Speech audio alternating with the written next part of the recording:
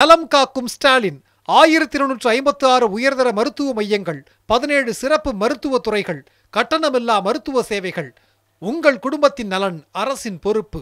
நலம் காக்கும் ஸ்டாலின். தாமின் பெறுவது உலகின் புறக்கண்டு காமொருவர் கற்றறிந்தார் என்கின்ற வள்ளுவனுடைய வாக்கிற்கு முத்தமிழறிஞர் கலைஞர்களுடைய விளக்க உரை என்பது, தமக்கு இன்பம் தருகின்ற கல்வி அறிவு உலகத்தாருக்கும் இன்பம் தருவதைக் கண்டு அறிஞர்கள் மேலும் மேலும் பலவற்றை கற்றிட விரும்புவார்கள் என்கின்ற விளக்க உரையாக அமர்ந்திருக்கின்ற உங்கள் அனைவருக்கும் என்னுடைய வாழ்த்துக்களும் பாராட்டுகளும்.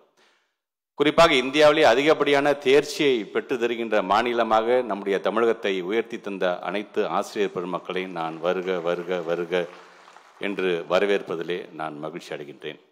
அதேபோன்று திருச்சியிலே நடந்த சாரணியத்துக்கான மிகப்பெரிய ஒரு பெருந்திரளியை ஒட்டுமொத்தமாக அந்த ஆசிரியர் எங்களோடு சேர்ந்து அதை நடத்தி காட்டி நம்முடைய தமிழ்நாட்டிற்கு ஒரு மிகப்பெரிய ஒரு பெருமையை தேடி தந்திருக்கின்ற அனைத்து ஆசிரியர் பெருமக்களுக்கும் என்னுடைய நன்றிகள். உங்களை நான் வரவேற்க கடமைப்பட்டிருக்கின்றேன்.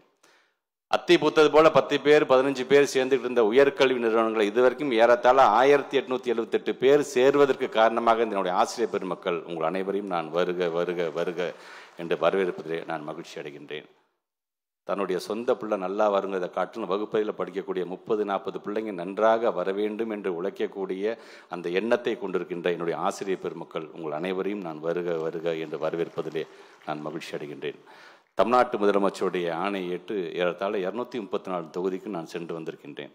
அந்த 234 தொகுதியிலும் இருக்கக்கூடிய நம்முடைய ஆசிரியர் பெருமக்களை நான் பார்க்கும்போது அவருடைய அந்த அர்ப்பணிப்பு உணர்வு, பல நேரத்தில் அந்த பிள்ளைங்களுக்கு ஒரு தாயாகவும் தந்தையாகவும் மாறி அந்த பிள்ளைகளை எப்படி அவர்கள் பேணி பாதுகாக்கிறார்கள், வெறும் அறிவு மட்டும்தான் ஊட்டுகிறார்களா, அறம் சார்ந்து கல்வி அறிவை எப்படி தருகிறார்கள் என்பதை கண்கூடாக நான் பார்த்தவன்.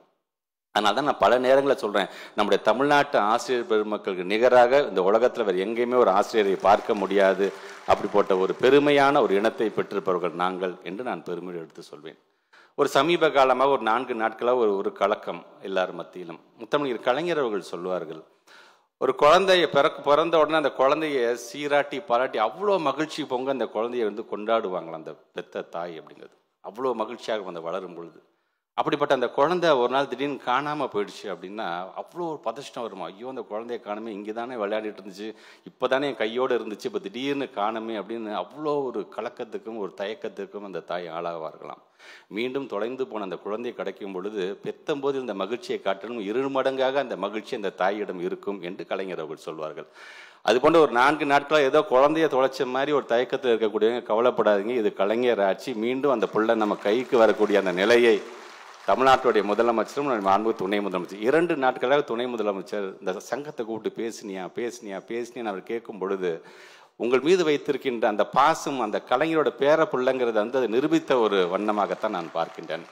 அது வருகை தந்திருக்க இத்தனை ஆசிரியர் பெருமக்கள் இருக்கிறீங்க. இவ்வளோ இந்த 4.5 வருஷம் நம்ம ஆட்சி நடத்திருக்கோம். நாங்கள் இந்த 4.5 வருஷத்தில் ஆசிரியர்கள் சார்ந்து பல விமர்சனங்கள் பல பாராட்டுகள் தொடர்ந்து வந்துட்டு தான் இருக்கு. எல்லாத்தையும் நமக்கு ஏற்றுக்கொள்ளும். ஏன்னா வாக்களித்தவர்களும் வாக்களிக்காதவர்களும் சேர்த்து உழைக்க வேண்டும் என்று என்னுடைய அரசியல் ஆசான் மாண்பு தமிழ்நாட்டு முதலமைச்சர் சொன்னதை நான் மனதில் வைத்திருக்கின்றேன்.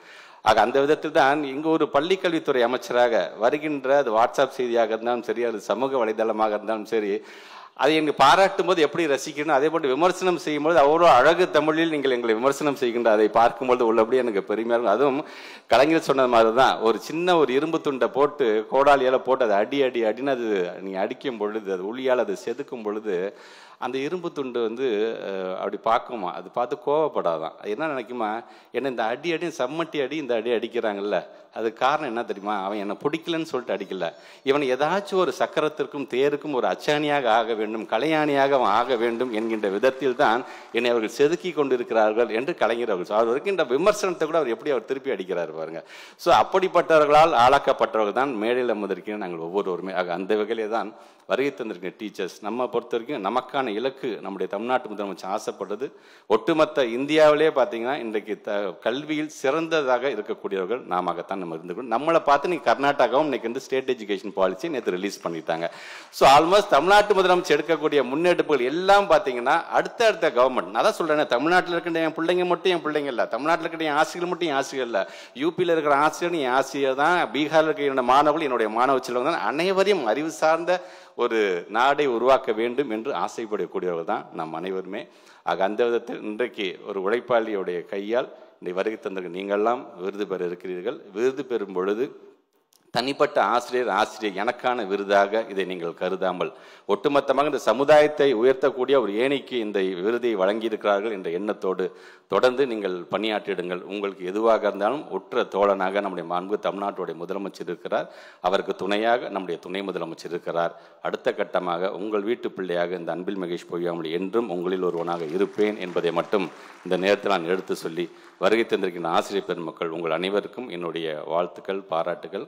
குறிப்பாக நல்லாசிரியர் விருதுன்னா ஒரு காலத்தில் 1960ஸ்லேருந்தே சொல்லிக்கிட்டு இருந்தாங்க. அதையும் மாற்றி காட்டியவர் முத்தமிழின் கலைஞர் தான். 1975 அவர் நம்முடைய ராதாகிருஷ்ணன் அவர்கள் மறைந்த பிறகு சட்டமன்றத்தில் ஒரு மிகப்பெரிய ஒரு தீர்மானத்தை அங்கே கொண்டு வந்து அவருக்கான அந்த புகழஞ்சியை செலுத்தியவர் முத்தமிழின் கலைஞர் அவர்கள். ராதாகிருஷ்ணனுக்கு வெறும் புகழஞ்சலி மட்டும் செலுத்துகிறோம். 1997லேருந்து அதனையா நல்லாசிரியர் கெட்டாசிரியர் எல்லாருமே நல்லாசிரியர் தாயா என்று சொல்லி அதை ராதாகிருஷ்ணன் அவார்டுன்னு மாற்றி காட்டியவரும் முத்தமிழர் கலைஞர் தான். அவருடைய பேரப்புள்ள கையால் இன்றைக்கி நீங்களாம் இந்த விருதை வாங்குவது என்பது கலைஞருடைய கரங்களிலேயே பெறுவது போன்ற ஒரு சமமாக அதை நான் கருதுகிறேன் என்று சொல்லி மீண்டும் ஒரு முறை வருகை தந்திருக்கின்ற உங்கள் அனைவருக்கும் என்னுடைய வாழ்த்துக்களையும் பாராட்டுகளையும் தெரிவித்து இந்த அளவின் உரையை நிறைவு செய்கிறேன். நன்றி, வணக்கம். நலம் காக்கும் ஸ்டாலின் 1256 உயர்தர மருத்துவ மையங்கள், 17 சிறப்பு மருத்துவ துறைகள், கட்டணமில்லா மருத்துவ சேவைகள். உங்கள் குடும்பத்தின் நலன் அரசின் பொறுப்பு. நலம் காக்கும் ஸ்டாலின்.